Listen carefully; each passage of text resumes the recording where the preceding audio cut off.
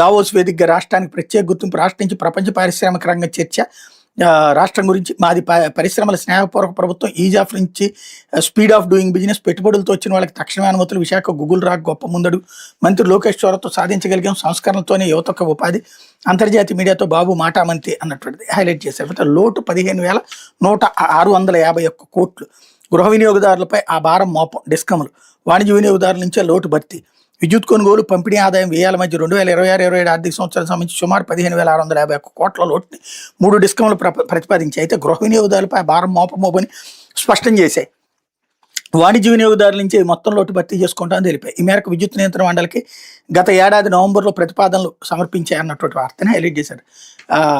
అదేదో పచ్చి బూతు సామెత, ఇది కనుక మాట్లాడితే చాలా దరిద్రంగా ఉంటుంది. కాకపోతే ఏంటంటే ఇప్పుడు మేము ఇళ్ళకేయము, షాపులో వాళ్ళకేస్తాం, పరిశ్రమలో వాళ్ళకేస్తాం. పరిశ్రమలో ఏమన్నాడు, జేబులోంచి డబ్బులు తెచ్చి పెడతారా?